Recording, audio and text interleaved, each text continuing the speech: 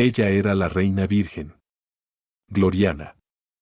La monarca que nunca se casó, que contuvo la marea de la Europa católica, que reinó durante 45 años sobre un reino que se transformó bajo su cuidado. Pero sus últimos días no estuvieron bañados de gloria ni fuerza. Estuvieron empapados de temor, silencio y una amarga negativa a dejar ir. A medida que Isabel I se acercaba al final, lo hizo sin gracia ni paz.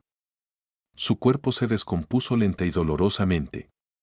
Su mente se nubló, atormentada por fantasmas del pasado y arrepentimientos nunca expresados. Lo que se desarrolló en el invierno y la primavera de 1603 no fue la muerte pacífica de una gobernante amada, sino la perturbadora y prolongada decadencia de una reina que se negó a morir.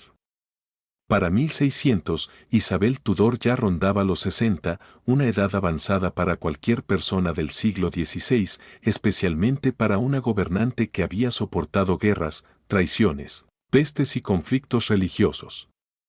Se había convertido en un símbolo de estabilidad en un mundo tumultuoso. Pero también era algo más, una reliquia. Una monarca cuya imagen estaba congelada en el tiempo, mientras el mundo a su alrededor había cambiado. Su corte, otrora vibrante, se desvanecía. Muchos de los consejeros que la habían guiado durante las crisis de sus primeros años de reinado habían fallecido. Los hombres en quienes más confiaba, William Cecil, Francis Walsingham, Robert Dudley, habían fallecido, dejando en su lugar a sus hijos y hombres de menor rango. Isabel, quien había cimentado su reinado sobre una combinación de inteligencia, miedo y magnetismo personal, ahora gobernaba desde el aislamiento. Aunque su mente se mantuvo lúcida por un tiempo, su cuerpo la traicionó. Sus dientes estaban ennegrecidos por la caries y el azúcar. Hacía tiempo que se le había caído el cabello y lo habían reemplazado por pelucas cada vez más elaboradas. Su piel, antes empolvada con cosméticos con plomo, se había vuelto amarillenta y áspera. Sus dedos estaban retorcidos por la artritis y su vista se deterioraba. Pero se negaba a parecer menos que inmortal. Isabel estaba obsesionada con su imagen. Se pintaban retratos que no se parecían en nada a la figura desmoronada tras el trono.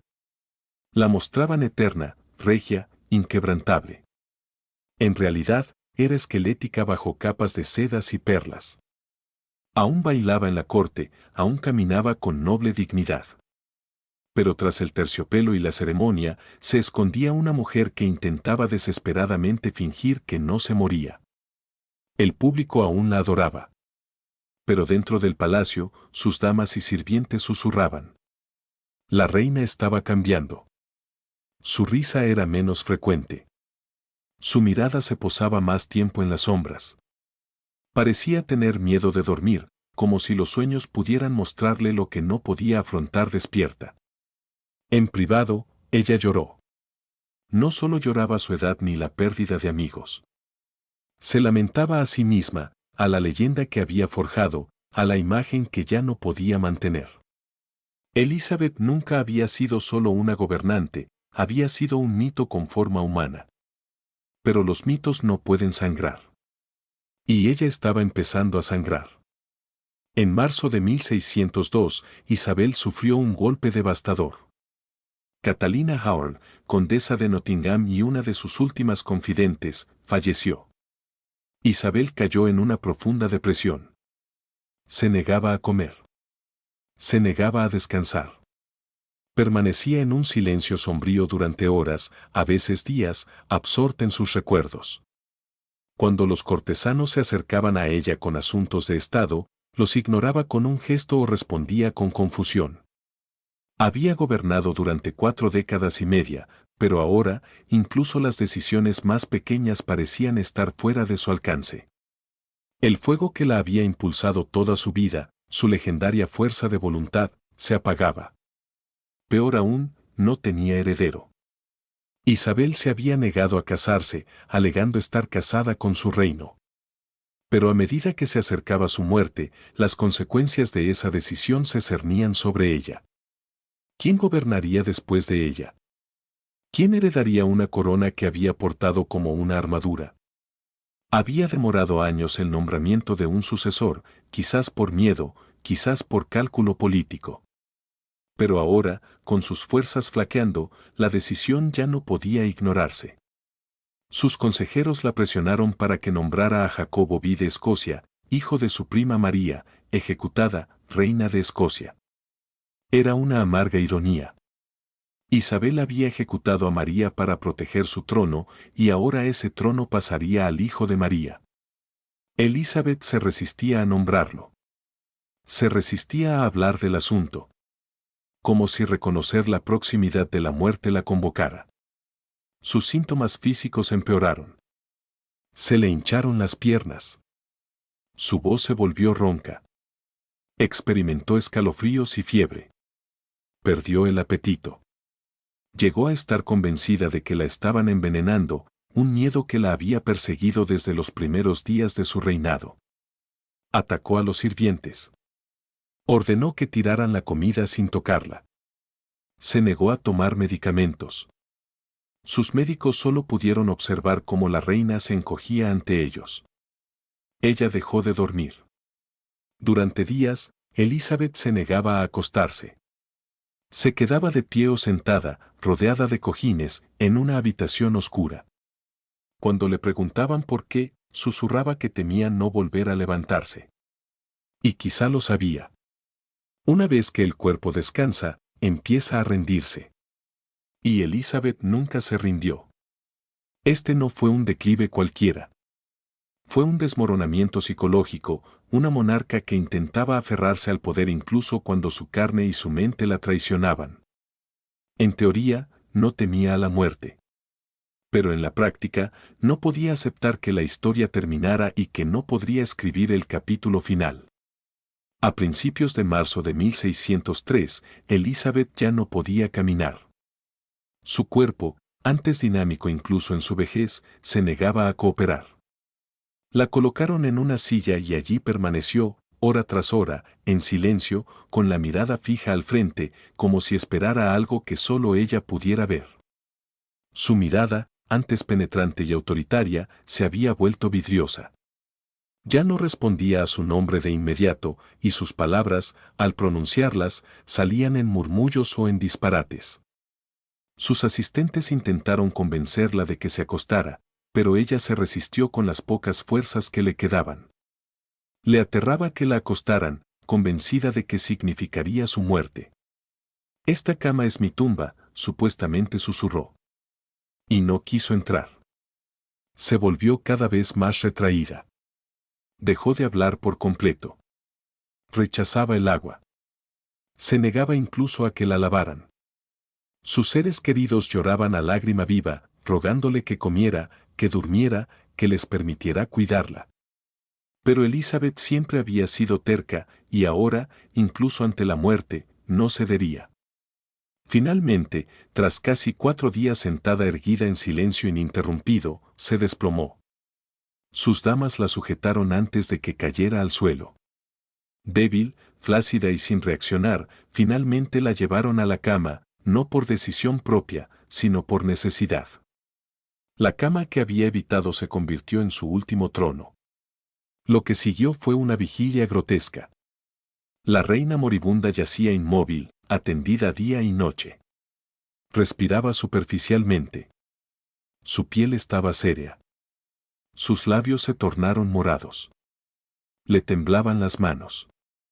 Parecía atrapada entre dos mundos, ni completamente consciente ni completamente perdida. Y aún así, se aferraba. Los médicos le aplicaron ladrillos calientes en los pies. La sangraron en un intento desesperado por aliviar lo que creían que eran humores. Nada funcionó. El palacio se llenó de un aroma a hierbas y descomposición. Afuera, el aire estaba cargado de rumores. Elizabeth se moría. Y aún así, se negaba a dejarlo ir.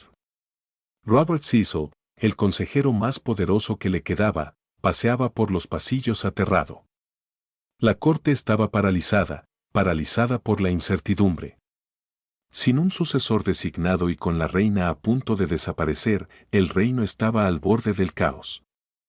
Pero nadie podía romper el silencio en la cámara de Isabel. Y entonces, una noche, ella se movió. Abrió los ojos y miró a su alrededor lentamente. Cecil se acercó, se arrodilló junto a su cama y le hizo la pregunta que Inglaterra esperaba: Majestad, ¿a quién lega su corona? Levantó una mano temblorosa, apenas capaz de levantarla. Y con un suspiro débil, murmuró: por mi primo de Escocia. Jaime B. El mismo hombre cuya madre había enviado al cadalso. Su decisión política final, tomada con las pocas energías que le quedaban. Luego, el silencio volvió. En los días posteriores a las últimas palabras de Isabel, la reina perdió la conciencia intermitentemente. Su habitación permaneció aislada, salvo para sus asistentes y médicos de mayor confianza. La corte contuvo la respiración. Fuera de los muros del palacio, Inglaterra esperaba. En la noche del 23 de marzo de 1603, la respiración de Isabel se hizo más lenta. Su cuerpo llevaba semanas decayendo, pero ahora el declive se aceleraba. Su piel se tornó gris, sus extremidades frías. No hubo arrebatos, discursos ni últimas proclamaciones.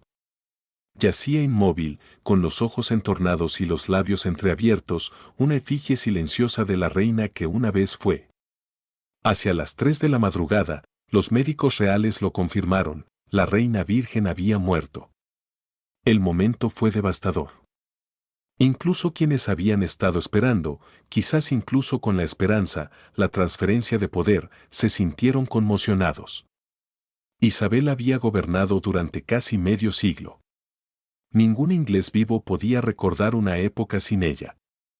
Ahora, solo quedaba un cuerpo en descomposición en una habitación a oscuras. Su cadáver fue preparado rápidamente. No había tiempo que perder, ya habían comenzado los signos de descomposición. El frío aire de marzo contribuyó a ralentizar el proceso, pero el cuerpo seguía hinchado y descolorido. Su rostro, antes adornado con polvos y rubor, lucía una palidez fantasmal. Sus asistentes lavaron el cuerpo, le aplicaron perfumes y bálsamos, y la vistieron con una túnica ceremonial. Le colocaron una peluca carmesí. Tenía los ojos cerrados y las manos cruzadas. Pero nadie podía negar la verdad. La muerte había dejado su huella. En el exterior, la noticia de su muerte se extendió rápidamente. Las campanas repicaron por todo el reino. Los nobles lloraron abiertamente en la corte. Los plebeyos encendieron velas y rezaron. Al otro lado del mar, en Escocia, Jacobo B fue informado de que ahora era Jacobo I de Inglaterra. Pero para muchos en Inglaterra, esto no era la celebración de un nuevo reinado. Era un ajuste de cuentas. Una reina que había gobernado con una brillantez inigualable se había marchitado ante sus ojos y ahora yacía en silencio. La corte real inició los preparativos para uno de los funerales más grandiosos de la historia inglesa. Sin embargo, incluso este se vio ensombrecido por la sombra de su fallecimiento. El cuerpo de Isabel fue colocado en un ataúd de plomo y sellado. Sobre el féretro se colocó una efigie de cera, una imagen sonriente de la reina en su mejor momento, no del cadáver que albergaba. Esta figura sin vida desfiló por las calles de Londres, rodeada de estandartes y terciopelo negro, mientras miles de personas se alineaban en las calles. La verdadera Isabel, rígida y silenciosa bajo la tapa metálica, permaneció oculta. Inadvertida. Fue enterrada en la abadía de Westminster el 28 de abril de 1603, casi 5 semanas después de su muerte. Su ataúd fue colocado en la misma tumba que el de su hermanastra, María I. Dos reinas que habían sido enemigas en vida, ahora yacían juntas en la muerte, una eterna ironía. Incluso en el entierro, Isabel siguió siendo un mito. Su sermón fúnebre la declaró, la reina Fénix, resurgiendo en gloria. La verdad de su muerte, los largos días de silencio, el miedo, la podredumbre, fue borrada. Pero algunos lo recordaron. Damas de compañía que la vieron consumirse. Sirvientes que la oyeron murmurar en la oscuridad. Médicos que no lograron aliviar su dolor. Ellas lo sabían. Y sus susurros transmitirían la verdadera historia por generaciones. La reina virgen no murió triunfante. Murió aterrorizada. Con la muerte de Isabel I, Inglaterra perdió más que una monarca. Perdió el símbolo viviente de su poder, identidad e independencia. Su largo reinado había traído estabilidad a un reino antaño asolado por conflictos religiosos y disturbios civiles. Bajo su reinado, Inglaterra experimentó la exploración, el arte, el teatro y la evolución política. Pero su muerte dejó un vacío y el temor de que su legado se desmoronara. Jacobo I, su sucesor elegido, llegó de Escocia para heredar un trono no construido por la visión católica de su madre, María, sino por el temple protestante de Isabel. Nunca había pisado Inglaterra hasta su muerte, y muchos se preguntaban cómo un forastero escocés podía ocupar el lugar de una reina cuyo nombre se había convertido en leyenda. Al principio, James caminó con cuidado. Mantuvo a los ministros de Isabel en sus puestos. Elogió su memoria. Pero a puerta cerrada, la corte isabelina fue desmantelada. Sus tapices fueron retirados. Sus retratos, descolgados. Sus damas, despedidas. Sus pertenencias, catalogadas, selladas o quemadas. Su nombre ya no se pronunciaba con reverencia en la corte. Era como si nunca hubiera existido. Esta supresión silenciosa no fue accidental. James quería establecer su propia autoridad, su propio legado. Elizabeth era demasiado poderosa, demasiado mítica. Su recuerdo era una sombra proyectada sobre su corona. Así que la enterró de nuevo, no en piedra, sino en silencio. Sin embargo, su legado no pudo ser enterrado completamente. Escritores, historiadores y dramaturgos continuaron narrando su historia. Algunos la celebraron como la salvadora de Inglaterra. Otros murmuraron sobre sus últimos días. Los rumores circularon durante generaciones, que había enloquecido, que sus víctimas la habían perseguido, que había confesado sus pecados en su lecho de muerte. Nada de esto se confirmó jamás. Pero los rumores perduraron. Estudios forenses modernos sugieren que los cosméticos a base de plomo que usó durante décadas podrían haberla envenenado lentamente, contribuyendo a su deterioro mental y físico. Sus pelucas y polvos blancos, antaño símbolos de majestuosidad, se convirtieron en instrumentos de su perdición.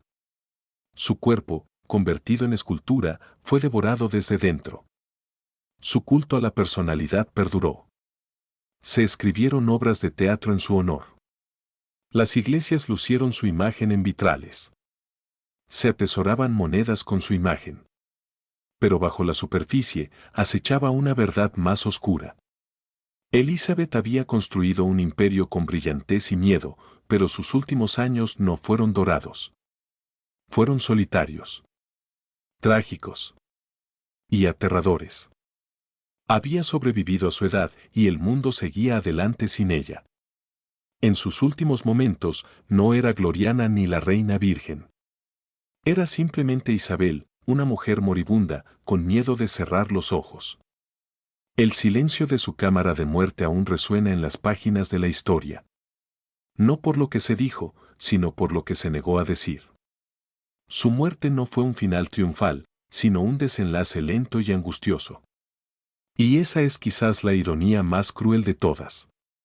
La reina que se negó a ser mujer, que gobernó como un icono, encontró la muerte no como gobernante, sino como ser humano. Indefensa. Aterrorizada. Sola. La historia de Isabel I no termina con fuegos artificiales ni proclamaciones, sino con la respiración tranquila y temblorosa de una mujer que lo había perdido todo, que temía a la oscuridad y que sabía, a pesar de sus muchas victorias, que incluso los más poderosos entre nosotros deben eventualmente caer. Incluso las reinas se pudren.